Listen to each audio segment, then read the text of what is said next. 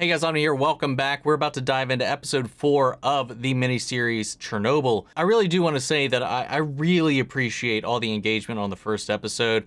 I recorded the first 3, kind of not back to back, but all before the first video went out, trying to get ahead throughout the week because, my internet's still slow. So in order to get ahead, I did have to kind of prep these videos a little bit ahead of time. But by the time I'm recording this, the first episode has been live and the engagement's been fantastic.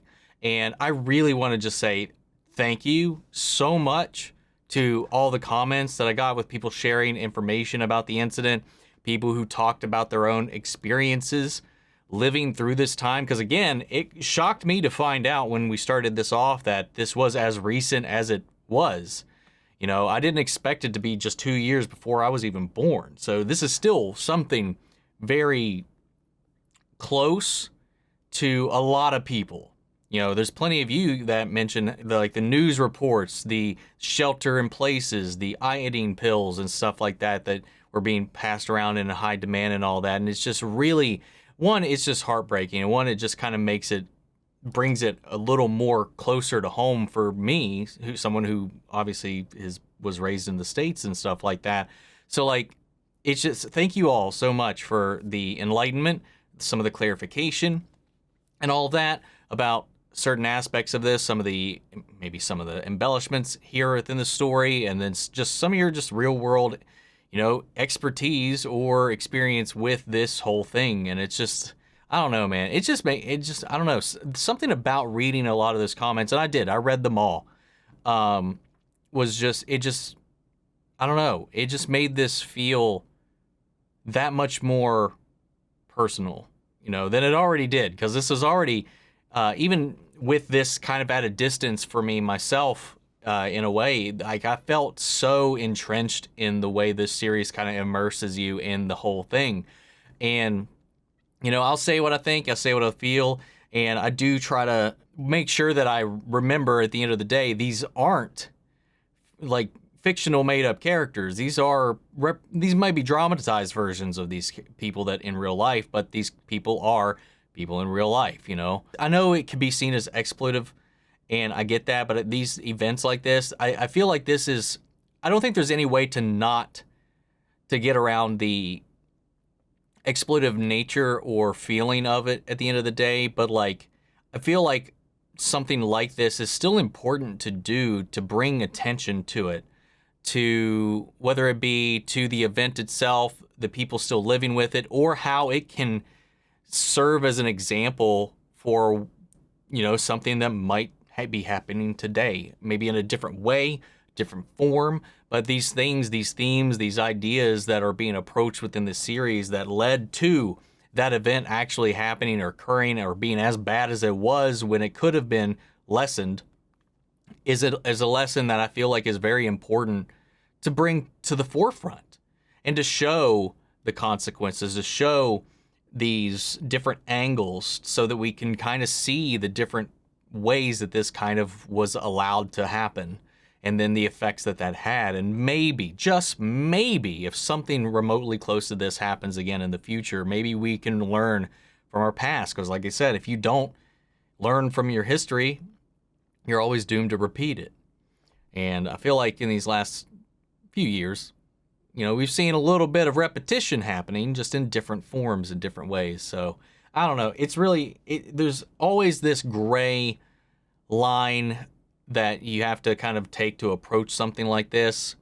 And that's kind of where I'm coming from, the middle road here with it, the necessary need of the art itself and what it can do, how it sheds some light on this tragedy. And hopefully, again, will serve as some kind of cautionary tale to moving forward for a lot of people that may have never even heard of this. Because, the farther we get away from it, the less people are going to know of it. So I like keeping that alive. I don't know. I get it. Some of the people that were not approached or didn't give permission for their story to be told in the way it was. One of which was the woman who went into the hospital. I'm sorry, I forget her name right now, but she was married to the firefighter who passed in the last episode. She lied about being pregnant. In this, she did. I don't know if this conversation between her and this nurse ever even happened. Again, I don't know how much of this is public knowledge, where that information came from or any of that. And I feel like someone had actually talked about how that she received a lot of hate and blame in real life by doing what she did. But, as she claims, they didn't know, which is something that I did posited in retrospective when I was kind of having my emotional gut reaction to the episode, was that there's no way she could have known, because the system, the people there were not telling her anything. So as frustrated as I can be with her in the show for ignoring what was told to her, she was never really given a why or how or in what way. How is this dangerous? Like, why? Because there's that push, that pull, that need to be there with your loved one. Like, I wholly understand where she is in her headspace, and I would never blame her for any of that. And I know some people, again, don't know where to blur these lines, don't know where these lines begin and end when they watch this stuff. And like, for something representing a real person, that line is even a little more blurry, which is why I think it's really important to kind of balance this line and that awareness when you're watching something like this, versus like the people that like attack actors for playing fictional characters who do bad things. And I'm just like, some people just watch media, they just can't distinguish what's going on or what's going on. It's just like, I don't get it. Even as a kid, man, I've never had that issue personally. Hey guys, Future Omni here. So I wanted to chime in real quick to add a little additional information to kind of clarify the way the show kind of framed one of these pivotal scenes, namely the interactions between the Ignatenkos and the implications there of what that could lead for her child in that situation, thanks to a comment that I did read. Now, by the time I'm recording this, I've already seen all 5 episodes, so don't worry about spoilers or anything like that. Still kind of weird to even mention that about something that happened in real life, but still, anyway, that's beside the point. It was brought to my attention, and upon some research of my own, a lot of people posit that you cannot pass radiation from person to person. And that's just not how it works with this type of radiation. Once they are doused down, once their radiated clothes have been removed and they've been properly decontaminated on the outside, you should be able to touch, hug, whatever. However, I did see some contradictory information that might support what actually did happen in the show, and that's on the CDC's website. So he was a firefighter. He was right up in the muck, the debris, the smoke, the clouds, the everything, as it was burning, as it was happening. He was one of the few people that was just in the heap of it while the fire was still raging. Keep that in mind. I'm just giving the show the benefit of the doubt here, but according to the CDC's website, you may be able to decontaminate someone externally, allowing them to be touched and stuff like that. However, if somebody ingests dust, particles, or shrapnel of any kind into their body, their organs can retain that information and stay radioactive. Like their blood, feces, urine, saliva, sweat, anything their body excretes from the internal structures outward can be radioactive. Their skin might not be, but the things that their skin secretes could be. So I don't know if this is the same type of radiation that's equating to, because the CDC doesn't really go into that in detail as far as it relates to the series. Obviously, it's just about radiation exposure in general. He was pussing, bleeding, sweating. She changed him, cleaned him, wiped him down. So it is, I guess, still theoretically possible that what they were told were true. And maybe it didn't. Maybe that's not exactly how it happened. Maybe she was exposed on her own because she was just like many others were in Pripyat well longer than they ever needed to be. Or maybe even that this was the information that they were going off of and didn't know that this type of radiation may not function in that way. Because I did see a lot of people backing in a lot of different reports and essays talking about how the type of radiation specific to the Chernobyl event wouldn't have operated this way. So I don't know. I just wanted to put this out there and add a little bit of a different context and information for you guys. Make the video a little more educational. Also, I thought it'd be kind of fitting, given the situation, to wear this shirt to chime in here. I didn't even think to wear it throughout any of the reactions, but the denial, man, the denial. But anyway, I just want to get that all away. This is a long intro. I apologize. I've got 3 of these out for you guys right now. So this one is just kind of me catching up because of where those ones were already out. So like any comments that were made in those will probably be picked up or acknowledged here when I'm recording these. But guys, if you enjoy the reactions, if you enjoy my ramblings, please leave a like and a comment. It really does help us out. If you're new, if you tune in for the first time, hit subscribe. I'd really appreciate it. And if you want to see the full length reaction to these episodes, you can check those out over on Patreon, or if you become a member of the channel, it gets you access as well. They are in watch-along format, so you won't need your own footage to sync up with the time codes of your reaction to the entire episode. You also get the same thing for all the other shows and movies that we cover here on the channel. You also get to suggest and vote on what movies we react to each month. We got monthly Q&As, behind-the-scenes footage to try to make it worth your while, since you are going to waste support the channel. But with that all down the way, guys, let's go ahead and hop into Episode 4, The Happiness of All Mankind. Here we go.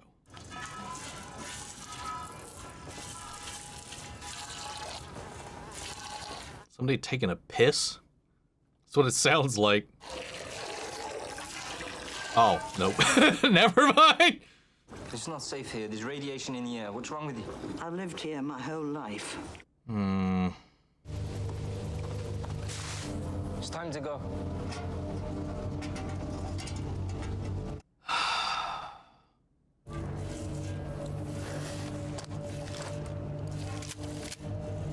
This is your last warning. Or you what? You're gonna do the deed for the... Oh, the cow.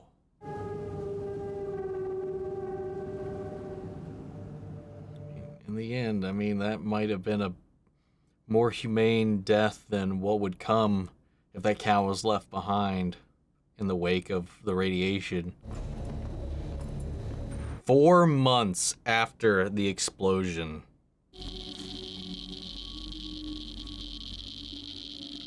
You see, the roof is in 3 levels. We've named them. The small one here is Katya, 1,000 Rontgen per hour. Wow. Moon rovers. Lunar cards STR-1s. They're light, and if we line them with lead, they can withstand the radiation. Huh. Put a man on the moon. At least we can keep a man off a roof.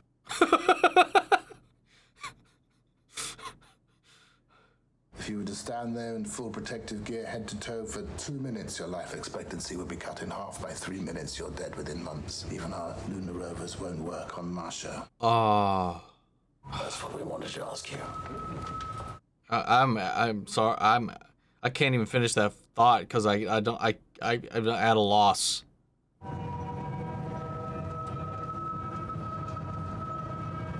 Here's good old Druig again.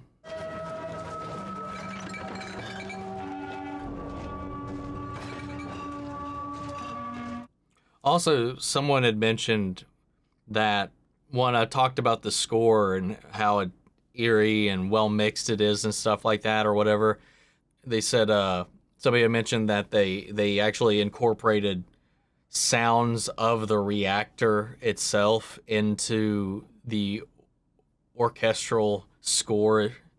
It's no wonder it's so anxiety inducing. We make these from lead scrap. Put it on your balls. Now? No, you can wait until the radiation gives you... Over your clothes. I mean, you didn't specify. I probably would have done the same. You, me, that ugly Armenian in the tent, Garo. We do animal control, radioactive. So they have to go. But it's not hard. They're mostly pets. They're happy to see you. You load the bodies on a truck, dump them in a pit, bury them in concrete. Let's go get you a gun. That's so sad, man. I need to see the following documents. They're listed as permission only. I'm working for the Central Committee. Now, apparently I've seen her in more than just Red Dragon, but that's still the main thing that I recall her from.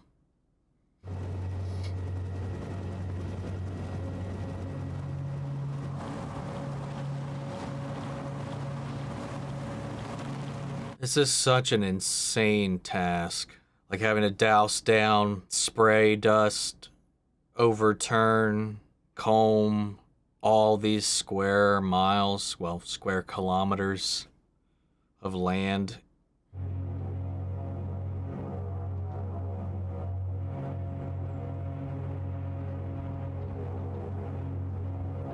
Oh, I was like, where are we? We're on the roof. One of the rovers. Tell me when we're ready to move it. To think that's what we put on the moon. I'm not that one. I know, not that one. The Central Committee have informed me that they may have found something that could work up there from the outside. Really? Of course not. It's German police robots. But West German, so as you can imagine, that wasn't an easy conversation. Every small win is still a win.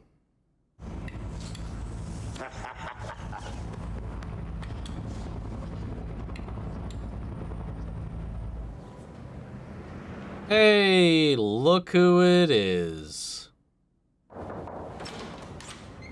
Let me check my notes here. The core! It blew up! Can you confirm that the reactor exploded after they attempted to shut it down? How do I even know it exploded, huh? Really? We're gonna play that game right now. Well, then again, maybe news hasn't hit his ears after everything.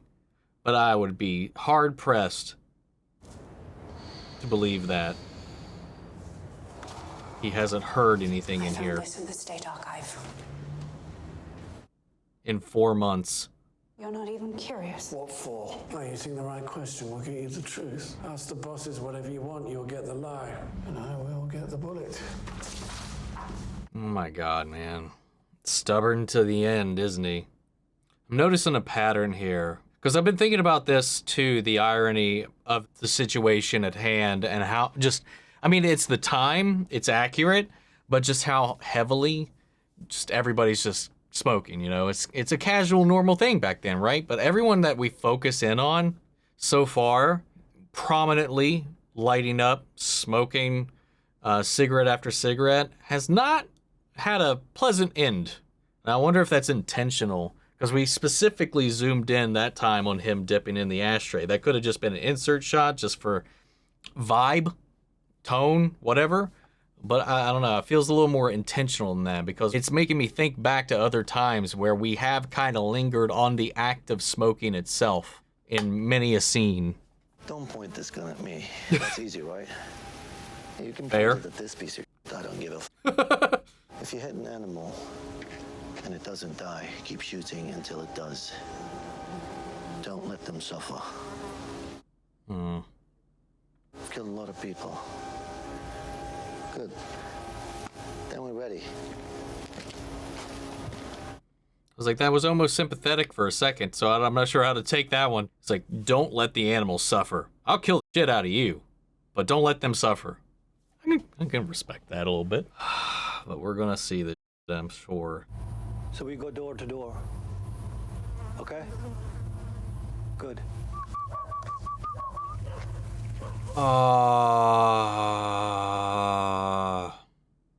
Do your job. Door to door.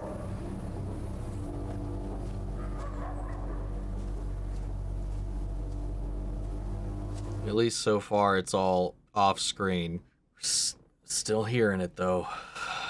I know it has to be done, but like, it doesn't make it any better because they don't know what's happening.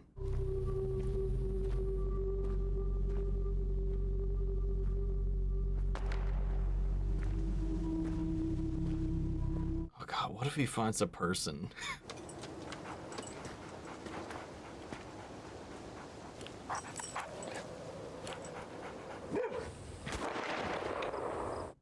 Wait, did he miss?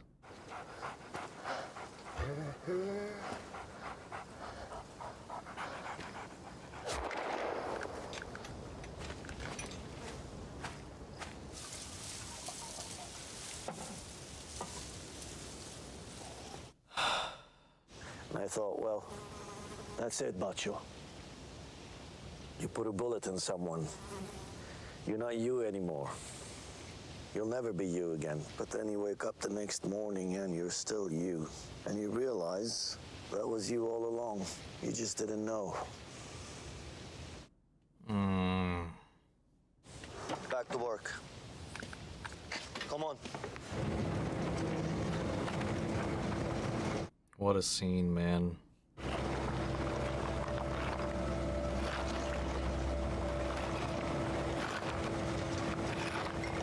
So in his philosophy, maybe it doesn't apply to everybody, but at least in his mind, you know, in a lot of media you would say like killing changes a man, you know.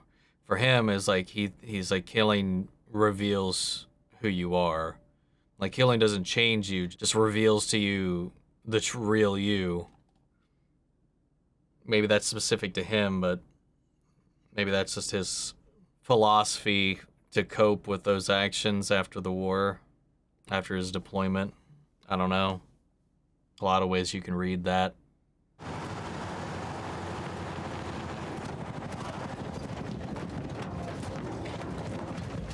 So what is this machine they got? What the Germans named it? Joker. Is it ready? It's ready. Oh, I've seen one of those before, or at least something similar.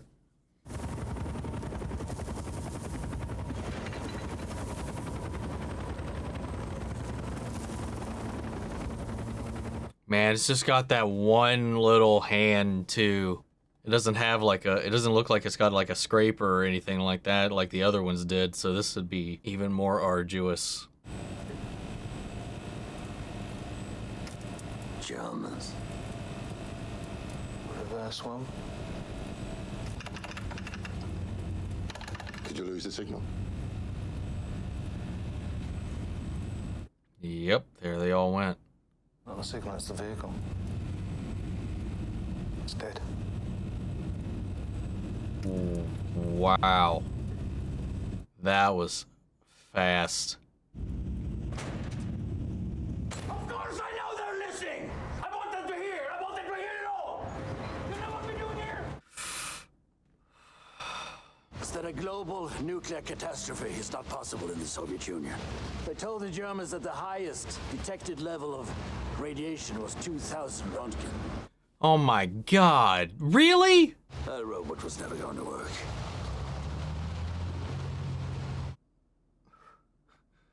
The ignorance.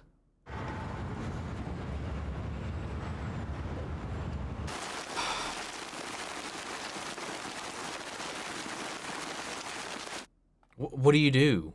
Like, you can't do anything with that roof. I don't know what the plan might be.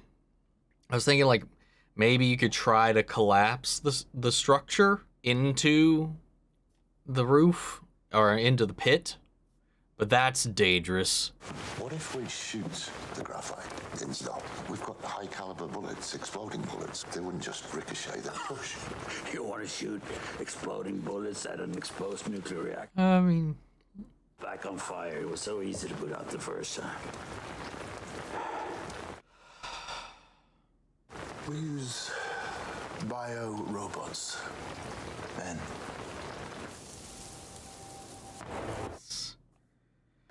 the only shot they got, I guess, but like how? Oh, it's not hitting him like it did the first time. I wonder how much time has passed since the last time when we shot.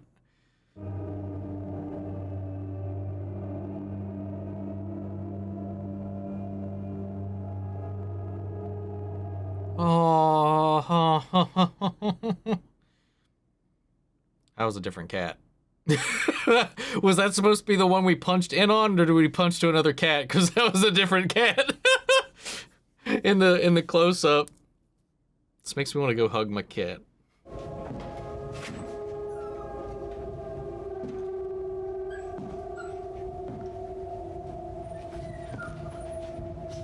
Oh, don't be what I'm thinking.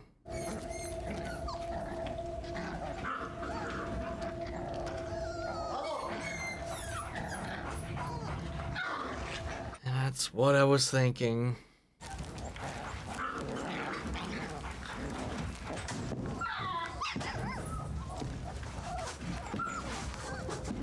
I mean, I was expecting like a nursing mother or something like that with a fresh litter. Wasn't that far off.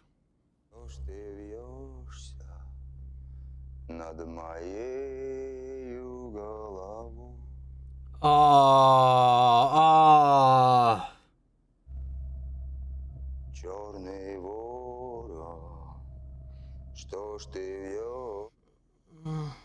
Climb the stairs, but do not immediately proceed to the roof. When you get to the top, wait inside, behind the entrance to the roof, and catch your breath. Oh my lord. Do you understand your mission as I have described it? Yes.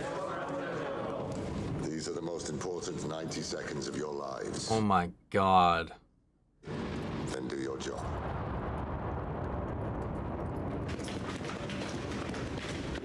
This is insane. Again, they don't have any other options. I mean, the one I came up with is definitely not safe around a reactor like that still. But like, you just don't have the technology to do this any other way.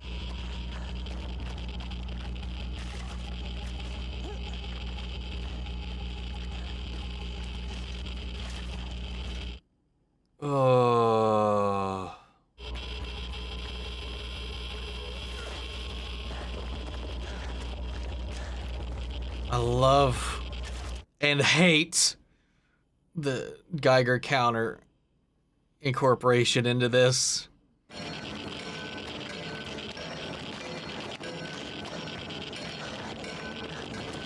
Oh! Oh no! Oh. Oh. There goes your foot, buddy.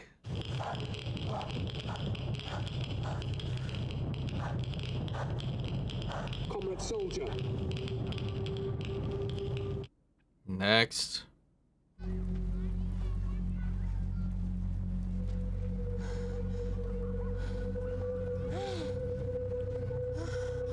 Uh-oh. Oh, sorry for all this. We needed to speak to you somewhere without you. Prying eyes. 10 years ago, there could be no doubt about the supremacy of the Soviet nuclear industry. The KGB classified it as a state secret. Wow. The operators have pushed the reactor to the edge of disaster. So it is their fault. Yes. But not only their fault. Yeah. You can't possibly be that naive. There are 16 RBMK reactors running in the Soviet Union right now. We force the Central Committee to take action. What you're proposing is that Legasov humiliate a nation that is obsessed with not being humiliated. They'll go after your family. They'll go after your friends. You have a chance to talk to the world, Valeri. If that chance was mine. But it isn't, is it? Wow, this is like a battle of conscience here between these two. She gave birth. A girl. The baby lived for 4 hours.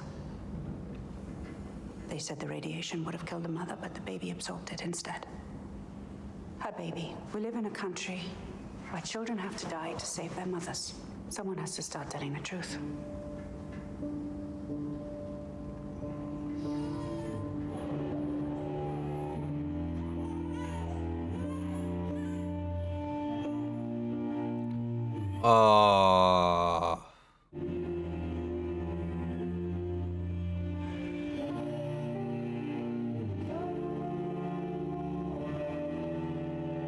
Happiness of all mankind. The title of this episode is extremely pointed with it, because this is the, progress. Everything we do every day in the name of science and progression is for the happiness of all mankind. And it's that which has led to this situation here, where We have people that are being recruited in from these evacuation zones, added into the mix of the military, who is already at max capacity and maxed out, and they're losing people on the day to this illness, to these like intensifying conditions that are plaguing their bodies from constant exposure to the land, to the air, to these materials, while they have to inch by inch, meter by meter, clear, overturn, cut down all the vegetation, literally turn the soil on end for miles to limit as much radiation exposure as possible. And then, these little squads sent in to kill the wildlife, to kill the pets left behind. That was heartbreaking as well. Like, it's one thing, like, to end a life, to end a human life or anything like that. But I think one of the reasons why animal deaths are a lot more sensitive to watch is because of that innate innocence. They don't know, especially these animals in particular, who were just left behind. They're lost. They are longing for their owners, fighting, trying to survive, hanging out in their homes, wondering if anybody's ever going to come home. Like, they don't know what's going on. They don't speak English. They don't speak Russian. Like, they can't communicate. They don't know where their owners went. They don't know where their friends and family went. And then these strangers show up, a friendly hand, maybe whistling, calling them out to be put down. And then similarly, like what I said with the cow, is that better than letting them eat each other, than letting them suffer, than letting them slowly blister, boil, and burn to death in this land? There's no easy way out for any situation in this. And that goes to show with the way that they're clearing the buildings as well, the rooftops. Robots worked for the 2 roofs, but not the big one with the most graphite on it. They got a robot that they thought might be able to do it, but lo and behold, because the government doesn't want to tell anybody what it is, they are only given the radiation cap that their meters have capped out at. So the world doesn't know that it's above 1,000, 2,000 Roentgen or whatever, where it's actually 12,000 on that roof yet alone. They don't want the world to know that. They're still keeping secrets. They're still fronting blame. They're still selling this as less than what it is. More lives are being lost because of that, because maybe if that knowledge was out there, who knows? Maybe the Germans could have built a machine, or the Americans, or maybe if they had reached out. And I know it's the Soviet Union. I know when this is taking place, the Cold War is still, I wouldn't say at its height, but like still fresh and still recent. Actually, I think it might still actually be going on during this time. I forget when it ended. I know it was prominent throughout the 80s, but I don't know about the tail end and the back half there. But whatever. Beside the point. Like they said, are they going to ask for a handout? No, they're not. If they did, though, who's to say? That's the thing. Like, there's these borders, these, and this is maybe the naive idealist in me in a lot of ways. It's just like, you'd think if we had like a common goal or a common enemy or common cause, we would come together, maybe against something, maybe work together. The more and more I get older, the more and more I see a little bit more of the world, I still have that hope that maybe one day this could happen. But like with recent years, recent events and stuff like that, it just seems like, I don't know if there is a thing that can cause us to kind of come together on stuff. Everything is a divisive act. I don't mean to make this political at all, but I mean, it is.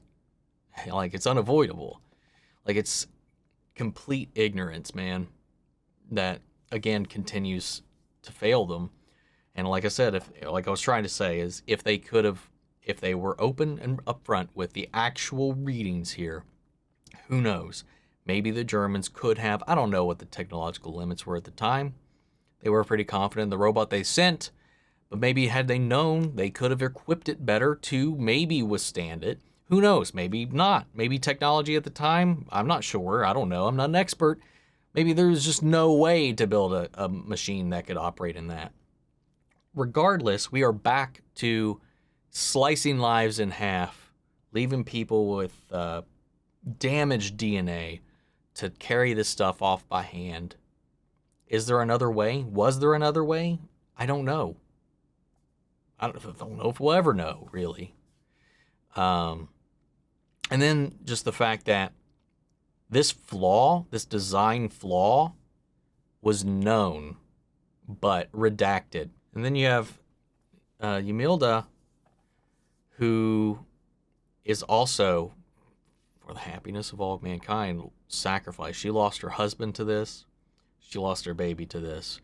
And now, I did read, and I talked about this in the beginning vaguely. I didn't go into detail about it or anything like that, but people did come at the real world person because of the way this character was depicted in the previous episode for knowingly killing her baby. People stalking her, people tracking her down, people harassing her, blaming her for her child's death. And she can't be. Did she do some irresponsible things? Sure. Had she been properly equipped with the information at hand, which no one in this entire story has been, she probably would have made different calls. She didn't know why she wasn't supposed to touch her husband. She didn't know why he was behind that curtain. She just thought he was burned. She even said it herself in the episode. And I feel like some people, like, maybe, again, I talked about the blurring lines of reality and dramatization and just in general, but like, even in the episode, even as flustered as I got, like, even in the scenes, like, she didn't know what was going on. It was it was extremely clear that she didn't know what was going on, even in this depiction. Maybe that led to ill consequences for her, but I think that's been just because people are just reading into this wrong and wanting, and just emotional, and from this journey that is just extremely taxing, especially as a viewer. But for somebody who have been there and just relive it through this, I don't know what that could feel like. That's another thing too. You know, children, I just don't know how you can handle that loss, that realization that she lived because the child absorbed the radiation from her. We know infants, while they're growing within their mother, take their nutrients, take from the mother. In this case, her child took that radiation from her.